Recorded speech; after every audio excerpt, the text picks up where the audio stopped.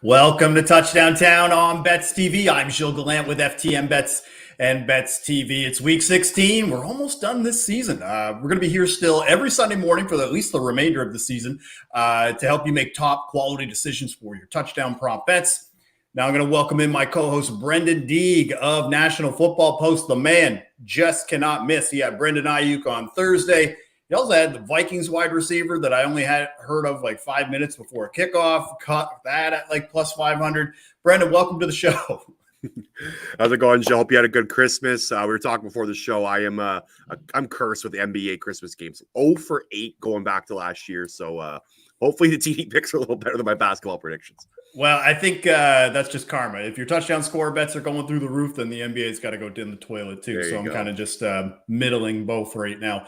We're going to get started with the picks here shortly. I just want to remind everybody, my weekly show, Dog Day Afternoon, decided to take a little holiday break just until Tuesday, January 4th. We're going to be coming back that day on BetsTV at 2 p.m. Eastern on Tuesday, January 4th. And stay tuned. I got a great guest lined up, so be on the lookout for that. Brenden, I think people are wanting to get back to their families or whatever they need to do for the holidays. They just don't want to see our faces. They want the picks. So I think we should get going. What do you think? Let's do it. Let's do it. All right. So Brenden, first pick. This one's a little bit of a, I don't want to say controversial or, it's a tough one to feel good about right now, but I still love it at these odds. It's Mark Andrews. Grabbing him at anytime touchdown at plus 220. Those odds are available at Bet365 and also right now at FanDuel before I check the show. I'm going to warn people, a lot of my picks this week are going to be from Bet365 just because when I was locking these in on both Friday and Saturday going into Sunday, this book was one of the few that had touchdown score odds up for pretty much every game. So I had to make do with what we had. And the reason being why I'm going with Andrews is one of these few tight ends that actually does qualify as an auto bet over plus 200. So you got Dawson Knox, Dallas Goedert, George Kittle, and now Mark Andrews, because neither of them has as many touchdowns as Mark Andrews this year. 8 touchdowns, 24 targets, 3 touchdowns in the last 2 games. He leads the Ravens in red zone targets, and I know that Josh Johnson is going to be starting today instead of Huntley. But honestly, is there really that much of a drop-off between Huntley and Josh Johnson? It didn't really look like that much of a drop-off between Huntley and Lamar Jackson. So even in that game that he didn't play a mop-up duty against the Colts, 350 yards, 3 passing touchdowns. When the pressure's turned up, he's going to look for Andrews to get open. And just for reference, he has 3 touchdowns in his last 4 games versus the Bengals. So Mark Andrews at plus 220 is my first pick of week 16. Yeah, I don't think that offense is going to miss too much from Huntley to him. Like, they're kind of the same quarterback, same styles. So that offense is going to kind of keep going. They don't have to make a lot of changes. I think he's went out 15 teams now he's started a game for or something like that. I think he's everyone says Fitzmagic's the guy that always starts half the league. I'm pretty sure Josh Johnson's got to be up there, no? Well, the thing is, Fitzmagic, at least teams convince themselves that this could be the savior or, let's go all in on this. Nobody's going all in on Josh Johnson anytime soon. So my first pick is in. Mark Andrews plus 220. You can still get it at FanDuel right now. Brenden, let's hear your first pick of week 16. All right, sticking with the tight end position. Couldn't believe these odds were this juicy when we made our picks on Friday, and I really like this matchup for the Eagles. This guy's killing it, man. Dallas Goedert, since they traded Zach Ertz, he's become a top 5 tight end. I'm going with him plus 210 at FanDuel. He's played over 93% of the snaps last 2 games. He got 15 targets in those 2 games combined. 105 yards 2 weeks ago, and then 135 yards last week. He had 2 touchdowns 2 weeks ago as well. Man, he's been a monster. He's playing out of his mind right now. This was an auto bet for me. I'm not just being a homer here. I've obviously got my Eagles jersey, my Eagles hat on right now. But this guy's on fire. One of the best offensive players in the league as of the last few weeks. So this is an auto bet for me.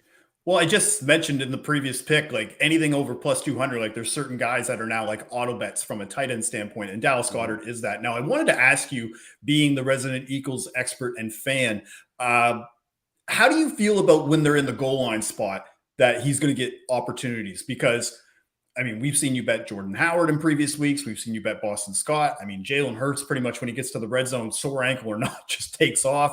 I just want to know, do you still feel okay with this pick, even though the Eagles, and I know you've been promoting this, have been the best run team probably in the NFL over the last 8 to 10 weeks? Yeah, so he's basically their 1A option right now if they don't run the ball. Like they kind of the offense is running through him. Like it should be. Well, I don't know if it should be, but if everyone thinks it would be Devonta Smith, right? He's the best receiver on the team. But Dallas Goedert's they're running plays through him. Like he is the main target on all these kind of play action passes, and he has a deep threat too against the Jets. He had that 40-yard touchdown, I believe. Right. So this guy, he's a number one passing option on the team. But I do get what you're saying. I wouldn't be too worried about that. Just the way he's playing right now. I think he's definitely worth a look, even if they are running the ball a lot. And that would be my only concern is just you bet him, you feel great. He's got 10 catches for 90 yards and just moving the chains every time. And then we get to the red zone and then Jalen calls his own number repeatedly, as he's known to do. Yep. But anyway, at those odds, I think you still have to roll the dice and take the chances on him because, I've seen in some books he's down to like plus 150 in this matchup. So, all right, that's our first pick, each in for week 16. I've got another pick for week 16, Brenden. This one less than plus 200. So again, please try to not lose any respect for me when I talk about this pick. But it's the odds of why I grabbed it, and plus I was kind of looking for a little bit more of a safer pick this week with some of the games I'm not feeling very confident in. And that pick is DK Metcalf. I was able to get him at plus 175 at Bet365, and mainly because I'm shocked at these odds, even at Bet365 and in some other books, even that he's close to like plus 150 because the Bears are just terrible stopping wide receivers. Like, you know what I mean? Like they're 17 passing touchdowns allowed. Usually he's around plus 110. And I know Russ has looked bad. He's struggled lately, but he still threw to DK 10 times last week.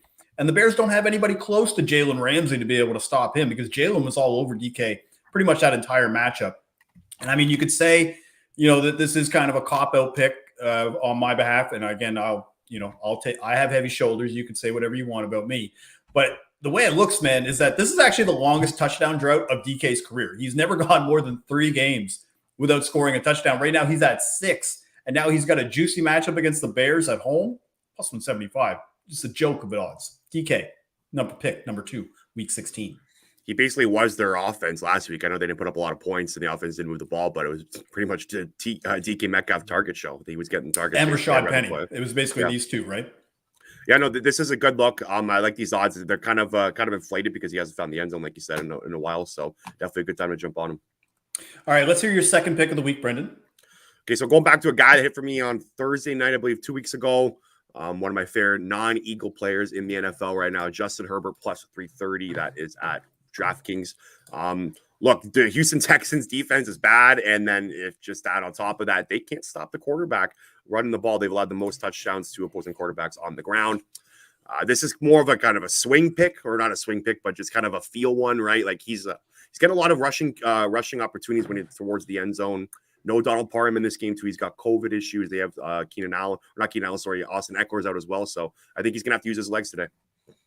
I'm with you, man. And I actually, we'll talk about this a little bit later. I've got some bonus picks for the week, and I have a lot of that same mentality when it comes to Jared Cook.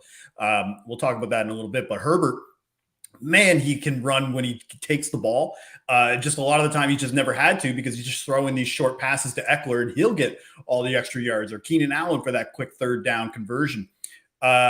Yeah, I love it at these odds. I just wish that he would run more. Like, honestly, I just feel like he could really exploit defenses if he did that. It's just frustrating when you do bet him. That's the week that he decides to become solely a pocket passer, and you're just like, come on. Like, yeah. All right, now 2 picks in. Let's get to a third pick, Brenden. I'm going to pick a quarterback, and I'm taking Josh Allen at plus 240 to rush for a touchdown against the Patriots today. Kitchen sink game, man. Patriots, they got run over last week by the Colts, and I think the Bills they'll try to replicate that. And the Bills, I was looking at the schedule again and just looking at the standings. I kind of forgot. I was like, wow, they actually kind of need to win this game if they want any chance of making the playoffs. They're in the 7th seed right now in the AFC. So I think Allen's going to have to provide at least a threat to run in the red zone to get spaces for his wide receivers. And speaking of the running backs, like the Singletary did score last week, but man, they have been just garbage for this team this year. I've seen Zach Moss get, healthy scratched, and I just don't love the running backs in Buffalo. So I think Allen's going to have the ball in his hand a lot. The one thing I actually saw from Josh Allen, he has yet to score in his career at Gillette Stadium. I did not realize that, but honestly, I don't even think it matters because I'm treating this as a 1-of-1 on paper. Josh Allen should score on this defense if the Bills want a chance to win. If I'm getting him at plus 240 for a guy that can run between the tackles and run from outside the pocket, I'm going to take Josh Allen every time if you give it to me over plus 200. I've been banging this drum that the Bills should be basically their main running back. The running offense should be going through him. He's the best running player they have on the team. Devin Singletary, Zach Moss, those guys don't have a lot of juice. So plus 240 is really, really good odds for him. Well, it's also just the circumstance. I mean, yes, on paper, the Patriots have been really good against quarterbacks that run the ball. I mean, he did rush for 45 yards in that weird windstorm game that they played. I almost feel like you have to throw that game out. Like you can't quantify how guys like Damian Harris is not probably going to run for like an 85-yard touchdown again. Gabriel Davis, he's out this week, for example. There's just going to be a lot more opportunity from a weather standpoint to be able to move the ball. And if you're going to allow that, then I think Josh Allen is a great spot to do that. So that's 3 picks in for me for week 16. Brenden, let's hear your third pick of this week. So not a fan of kind of taking like bad team receivers. We've kind of got burned this year doing that. Marvin Jones, for instance. I was going to take Laquan Treadwell this week as well, and I backed off. But I'm going with Allen Robinson plus 330. Nick Foles is starting this week. I think they have a better connection. Allen Robinson and Foles did than Justin Fields and Allen Robinson did, or Andy Dalton and him did. Allen Robinson still has six targets in back-to-back games. He had 68 yards 2 weeks ago. I'm still playing over 75% of snaps. So I think this is definitely worth it at these odds. He's got to show up. This is a contract here. He's got to start showing it, or if he's not going to get paid this offseason, right? I mean, I probably like this bet better with Nick Foles at quarterback than with Fields or Dalton, just because. And again, I know that obviously Foles holds a very special place in your heart, but I just think he's a better deep ball passer, and I think that's what you need with guys like Mooney and Robinson to be able to exploit a defense like Seattle's. And if you can't throw the ball more than like 6 to 8 yards accurately, you're going to get picked apart with that kind of offensive line, and that's pretty much what's been happening with Fields and Dalton to a lesser extent. So this is the time that you want to take Robinson. Like, you know what I mean? Like, you don't want to take him with what we've seen already with Fields. This is not the time you want to take it with Andy Dalton, who is just so conservative and safe of a quarterback that it just pains you to watch, like, to bet a touchdown score in a game that he's involved. So I don't blame you, man. Allen Robinson over plus 300, especially if you look at like the way that his trajectory has gone since the start of the year, where you couldn't get him at better than like plus 150. I remember one show I was like, steal of odds, got him at plus 220. Like, wow. And now he's just, I don't even think people are even, I think he's pretty much dropped in most fantasy leagues, at least that I'm involved with. So, all right, 3 picks in. Let's get to another pick, Brenden. This is my 4th pick of the week. Very chalk pick, honestly, but I don't care. I got it over plus 200. I'm taking Odell Beckham to score a touchdown today against the Vikings. And it's just been a transformation since arriving in LA. I mean, Kupp, I'm just looking at since the 5 games since he's gotten there. And obviously I think Cooper Kupp is probably going to win Offensive Player of the Year. I think that's a lock. I don't think he's going to win MVP. But the reason why I bring him up is because Stafford favors him so much in the target game from a target share standpoint. But surprisingly, he only has 1 more red zone target than Odell Beckham in the 5 games since he got there. Just shocked to me when I was kind of looking through the game logs. 3 touchdowns with the Rams since coming over, 4 red zone targets over the last 3 games. The Vikings have allowed 16 touchdowns of wide receivers this year. They're bottom 5 in catches, targets, and yards to the position. My theory is that if Matthew Stafford ever decides to look in a different direction than Cooper Kupp, we're hitting this bet. It's just right now you're betting on whether or not Stafford will just break his train of thought and not throw it to the best wide receiver in the NFL. Devontae Adams, apologist. Sorry. I think it's Kupp Adams basically right now, 1 and 2. So Odell Beckham at plus 210 was able to grab him at Bet365 on Saturday. I think he's definitely scoring today. And I like Van Jefferson as well too at plus 275. Him and Stafford have got something right now that I think they started off slow in the first game, but touchdowns in 3 and 4 straight?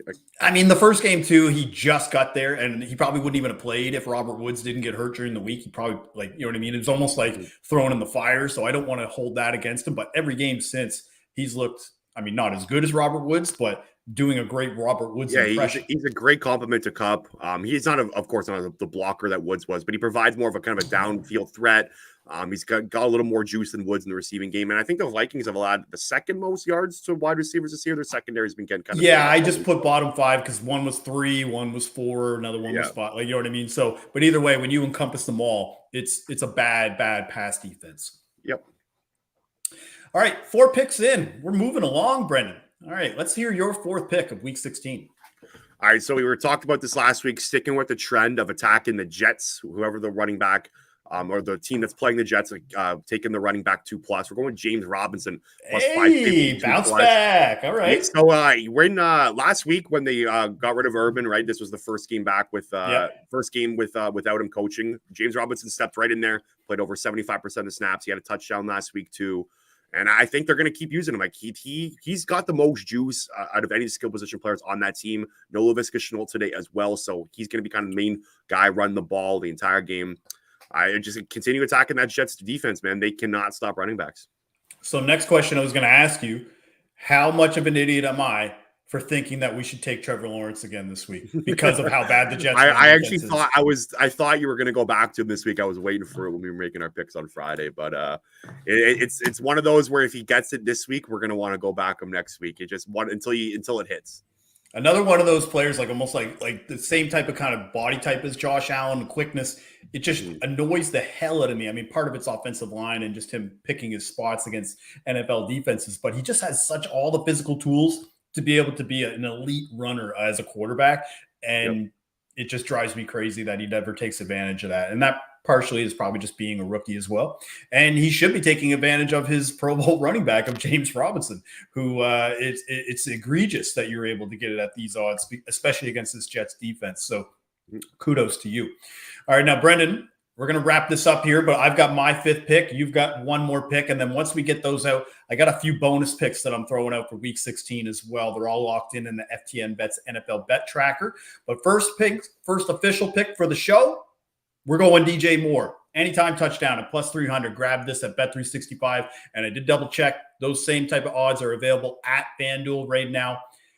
And you can laugh at me all you want, Brenden, but honestly, Sam Darnold news of him being not probably the starter, but at least potentially playing most of the snap, like that immediately made me love this bet because with him in the offense, he could actually make some decent catches and actually have a little bit more of an accurate quarterback, which is saying something that the fact that Sam Darnold is considered the more accurate quarterback on the roster when you have a guy like Cam Newton on the team. But, it's crazy that I feel like that we can get more at this price because, again, if we just go back to the first 5 to 6 weeks of the year when Sam was running all the time, you couldn't get DJ Moore at better than plus 120, plus 130. And the fact that you can get him at plus 300 right now, very impressive. And then, I mean, if we just look in the 5 games with Cam as quarterback, forget about Sam, just in the 5 games with Cam as quarterback, 45 targets, 28 catches, and a touchdown. Like he should have more catches and touchdowns, but obviously that's what happens when Cam Newton's your quarterback. And I just don't see the Bucs defense. Obviously, they're very stout running the ball. I'm not feeling great about Cam being able to score on a goal line shot like that, let alone Chuba Hubbard. So I think if the Panthers get into the red zone, Cam's not going to be able to call his own number, and whether or not they even stick with Cam and just go with Sam Darnold instead. And either one's got to throw in this scenario. So I'll take my chances with Moore at plus 300. And a little sneak peek, I like Robbie Anderson as well. You can get him right now at plus 425 at FanDuel. I think Sam Darnold's going to probably play the whole game. I think too, but they're trying to be deceptive with it. And I'm just like, you know what? I think just based on what this team needs and what we've seen in they gave up all this draft capital for him. They got to, if you're the owner or the GM, you got to at least put him on the field, right? You know, 2nd, 4th, and 6th round. What a debacle. Yeah, I think he's got to finish the rest of the season. There's no use of playing Cam Newton. You know what he is. Like, at least Sam Darnold, maybe he flips it around and you see what you got in him. You probably already know what he is in general. But these odds are disrespectful, man. He's got 21 targets last 2 games, plus top receiver on the team, plus 300. I think these odds are disrespectful. DJ Moore probably looking at DraftKings before the week, and now he's pissed. Well, I think it's also how you feel about Robbie Anderson and DJ Moore, right? Like Robbie as well. This is another reason why I'm taking him today as well as a separate bet. Is he's been heavily featured since Cam came over, and he may not have as many targets, but catches, yards, 2 touchdowns as opposed to just the one. Very involved, and I mean, if you even just look last year Robbie was the bona fide number one on that team. But then when this year started, it just kind of went sideways. And then, he only has 4 touchdowns this year when he probably had like over 1,000 yards and almost 100 catches last year, which is insane. So, all right, DJ Moore is my final official pick for Touchdown Town of Week 16. Brenden, take us home. Let's hear your last pick of the week. Stick with the same game here.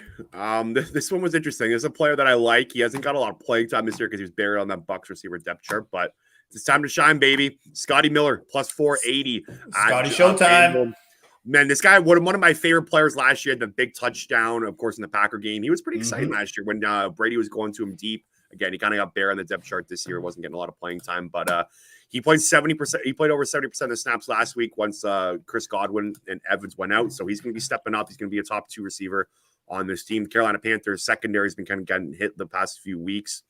This is a deep threat too. I can kind of got this vision. Tom Brady to Scotty Miller for a deep pass. So yeah, I just think this is a good look at plus 480, like top 2 receiver when Tom Brady's a quarterback. It's definitely a good bet. Well, that's the thing too, is that when you lock this in, maybe yesterday or the day before, that was probably before they had announced if whether or not Godwin was out for the season with a torn ACL. Mike Evans might have been iffy of whether or not he was going to play.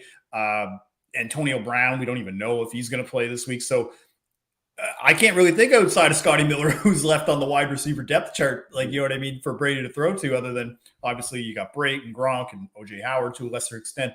But yeah, Scotty Miller being able to get that over plus 400 for one of, if not one, like, I'm not going to say he's faster than Tyreek Hill, but one of the fastest players in the NFL.